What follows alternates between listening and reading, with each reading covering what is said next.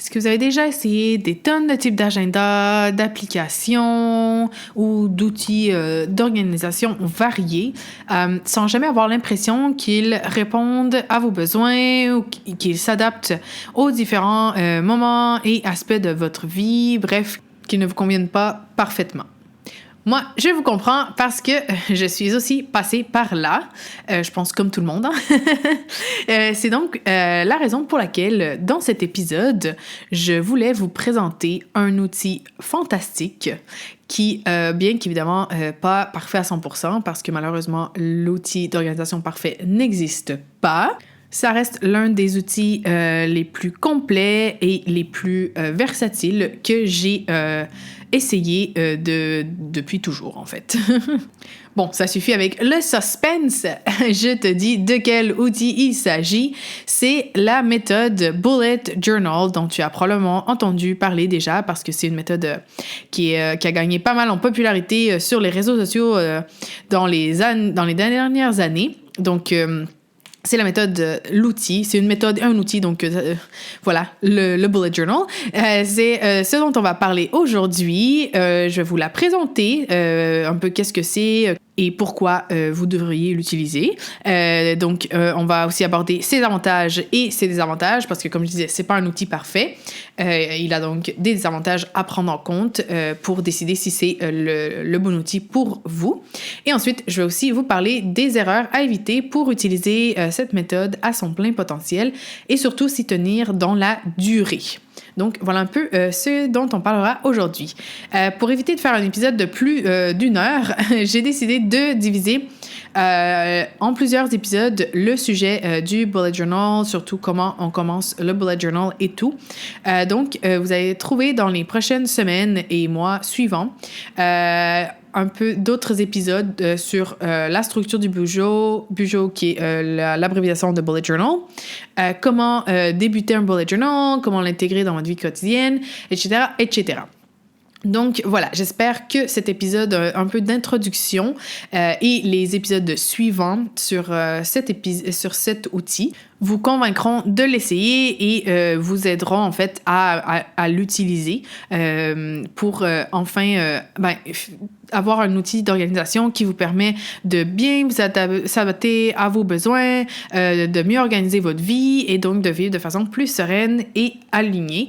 Parce que, comme vous le verrez, le Bullet Journal, c'est bien plus qu'un outil d'organisation. Il peut vraiment vous aider à changer votre vie. Bonjour et bienvenue sur Zenly Organized, le podcast qui s'adresse aux femmes qui veulent apprendre à mieux se connaître et s'organiser pour vivre de manière plus alignée et sereine. Je m'appelle Sarah et sur ce podcast, nous parlerons de méthodes d'organisation variées, de slow productivité, d'outils de connaissance de soi comme l'astrologie, le human design, la numérologie et beaucoup d'autres, de développement personnel, de spiritualité et plus encore. Avant que l'épisode ne commence, n'oublie pas de t'inscrire au podcast sur ta plateforme d'écoute préférée et de lui laisser un avis. C'est une manière simple et gratuite d'encourager le podcast. Maintenant, assieds-toi confortablement et prépare-toi à devenir plus connecté, organisé et aligné. Pour rentrer dans le vif du sujet, nous allons commencer donc par expliquer ce qu'est la méthode du Bullet Journal.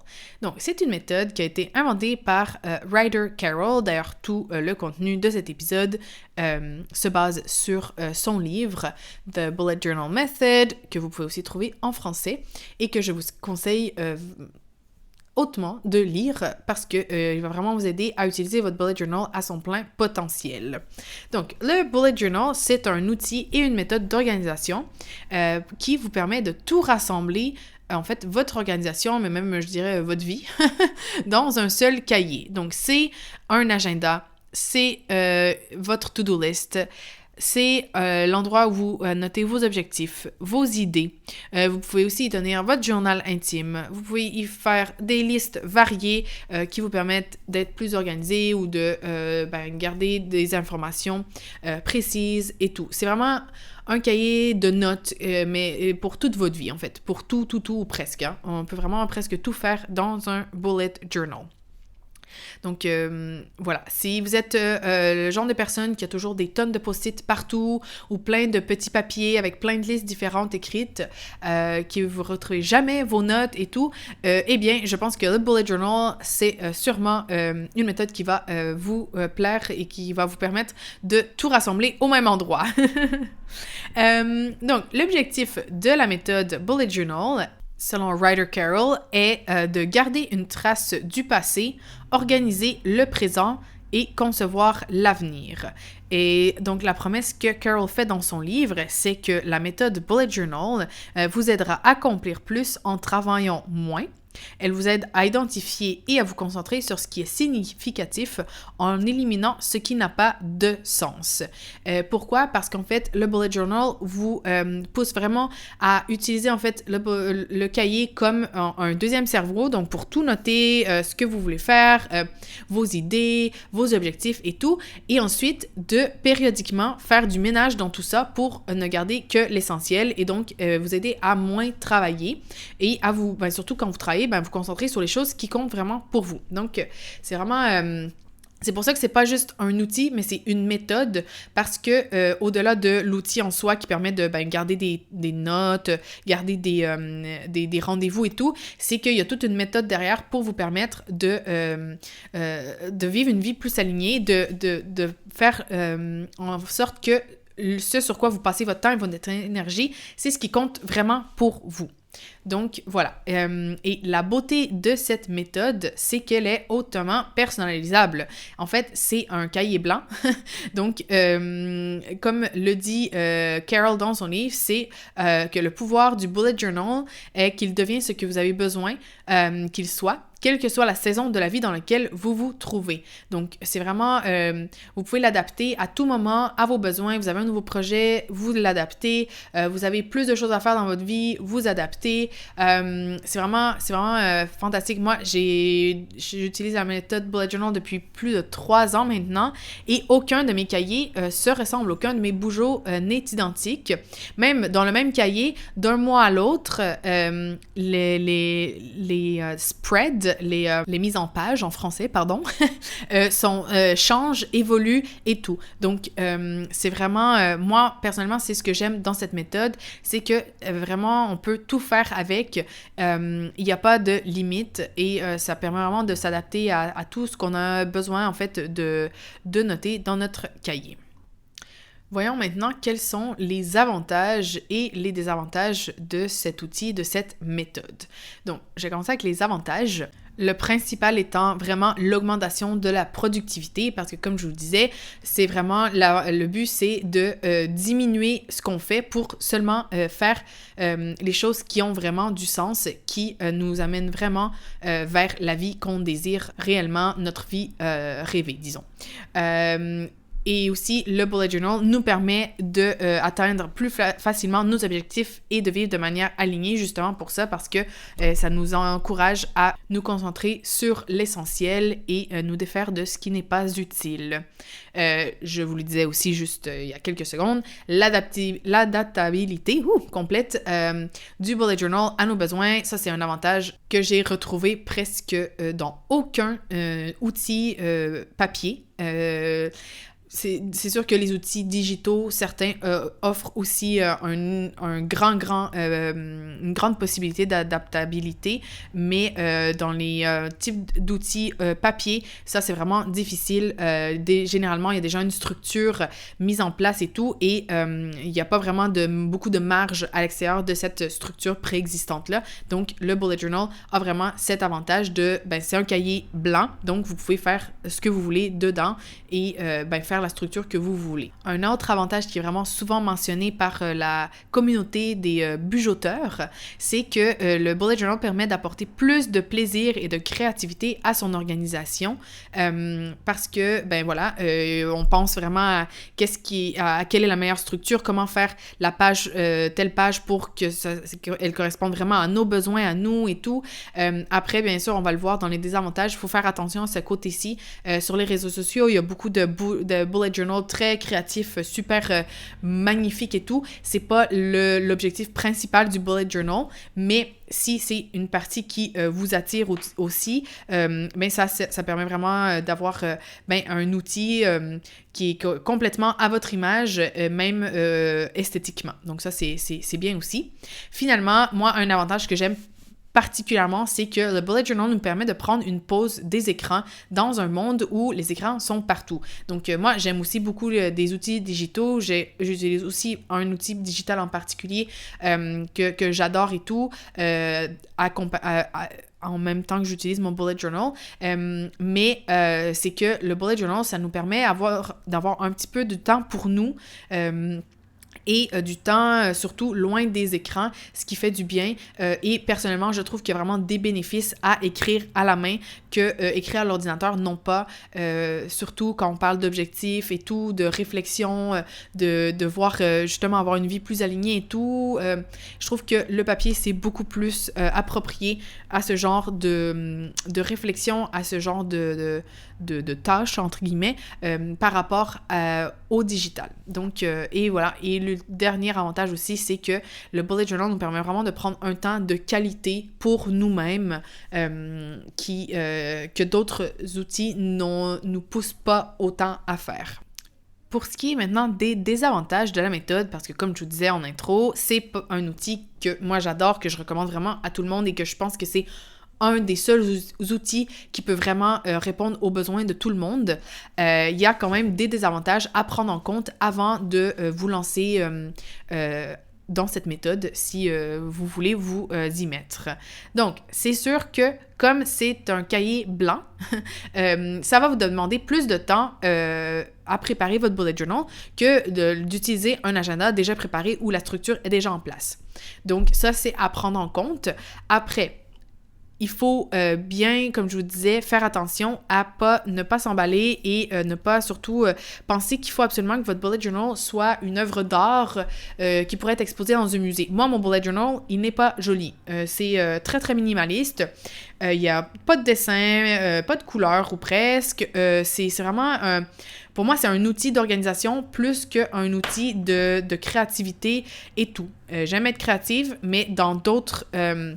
support dans d'autres endroits. Moi, mon bullet journal, c'est vraiment pour l'organisation. Donc, si vous voyez mon bullet journal, que d'ailleurs, je le montre souvent en stories sur Instagram, si ça vous intéresse d'aller voir un peu comment c'est le mien, c'est vraiment utilitaire et comme, disons, entre guillemets, Ryder Carroll, le créateur, avait en tête quand il a créé la méthode.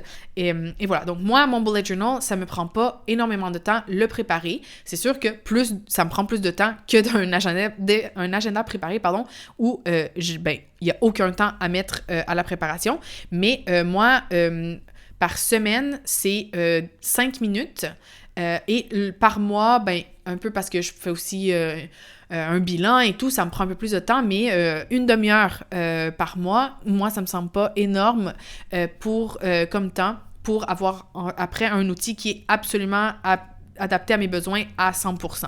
Donc après, voilà, chacun fait ses choix, mais prenez en compte que ça va prendre bien sûr un peu plus de temps, surtout au début, c'est vrai, le temps de trouver ce qui fonctionne pour vous. Mais si vous ne faites pas, comme je vous disais, des œuvres d'art dedans, c'est pas non plus un temps incroyable que ça prend pour faire un bullet journal. Un autre désavantage, comme que je vous disais, c'est que c'est facile en fait de perdre les avantages en termes d'organisation et de productivité du bullet journal en se perdant dans la création du bullet journal, surtout si on veut un beau bullet journal. Donc, il faut vraiment faire attention à ça. Décidez dès le début si vous voulez un beau bullet journal ou si vous voulez un bullet journal pour vous organiser. Si vous voulez un beau bullet journal, prenez en compte que vous allez devoir y dédier même plusieurs heures par semaine pour le faire. Si vous voulez un bullet journal pour vous organiser, eh bien là, comptez 10-15 minutes par semaine au grand maximum et par mois, comme je vous disais, une demi-heure, mais pas vraiment plus que ça. Un Un désavantage qu'il a, et ça c'est vrai que c'est un peu plus compliqué, c'est que le bullet journal n'est pas électronique parce que c'est un cahier papier, hein? Et donc, ben, il n'y a pas la possibilité d'avoir des alarmes ou par exemple de partager son contenu avec d'autres personnes. Par exemple, si vous avez besoin d'organiser des activités avec votre famille et tout, avec votre partenaire ou des choses comme ça, c'est vrai que ben là, le bullet journal, ça va être un peu plus compliqué comme outil pour collaborer. Quoique, j'ai vu en ligne des couples qui ont un bullet journal familial et tout et qui réussissent à l'utiliser à plusieurs personnes et tout. Donc, tout est possible. Si vous voulez que ça fonctionne, ça va fonctionner. Vous allez trouver une façon de le faire fonctionner. Mais c'est sûr que moi, par exemple, il y a des fois où pour certains événements, même si je les écris dans mon bullet journal, j'ai peur de les oublier. Donc, je dois me mettre des alarmes sur mon téléphone et tout. Donc, ça, c'est à prendre en compte. Aussi, ben, en lien aussi avec le fait que c'est pas électronique et c'est un cahier donc que vous allez devoir transporter avec vous si vous voulez pouvoir vous organiser toujours et tout. Donc, c'est un peu moins facile à transporter qu'un outil électronique, par exemple, que vous avez sur votre téléphone qui, j'imagine, est toujours avec vous, ou presque. Voilà. Donc, c'est sûr que ça, c'est aussi un désavantage. Des fois, si vous sortez le soir, par exemple, moi, par exemple, c'est sûr que si je vais avec mes amis danser, j'apporte pas mon bullet journal quand même, hein? Je l'aime, mais pas à ce point-là. Donc, c'est sûr que là, si j'ai une idée du génie ou, ben, avec mes amis, on décide d'organiser quelque chose, je l'ai pas nécessairement toujours avec moi. Quoique vraiment, c'est vraiment que quand je sors le soir que je n'ai pas mon bullet journal avec moi. Le reste du temps, moi, je l'apporte toujours avec moi. Mais selon, donc, le format du carnet choisi, il va être plus ou moins facile à transporter et ça se pourrait que dans certaines occasions, vous ne l'ayez pas. Donc, dans ce sens-là, c'est un peu moins pratique justement que, par exemple, une application sur votre téléphone ou quelque chose comme ça que vous pouvez toujours avoir avec vous. Finalement, le bullet journal n'est pas nécessairement l'outil le plus adapté pour gérer des projets complexes, par exemple. Donc, si vous avez une entreprise ou plusieurs projets différents, des choses comme ça, c'est pas nécessairement le meilleur outil. Dans ce cas-là, les outils digitaux peuvent être plus appropriés, surtout pour de la gestion de projets un peu plus complexes. Mais là encore, ça dépend toujours parce que le bullet journal est tellement customisable qu'il y a toujours moyen de l'adapter à ses besoins. Par contre, voilà, moi, c'est vrai qu'il y a certaines tâches que je préfère faire avec un outil digital parce que le bullet journal, sinon, ça devient trop brouillon, ben voilà, pas assez adaptable. Par exemple, moi, pour Zenly Organized, tout ce qui est calendrier éditorial, le suivi de mes statistiques, par exemple, ou même mon budget personnel ou... de l'entreprise. Ça, c'est des choses que moi, je fais dans des outils digitaux parce que, voilà, dans le bullet journal, je trouve que le papier, c'est pas...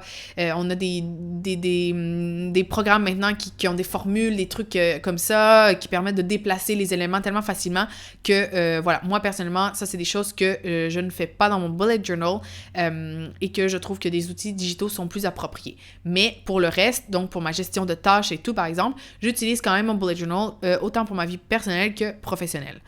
Donc, voilà, chacun doit trouver un peu ce qui lui convient le plus, mais moi, j'ai trouvé un peu cet équilibre entre l'utilisation de mon bullet journal et l'utilisation des outils digitaux pour m'organiser.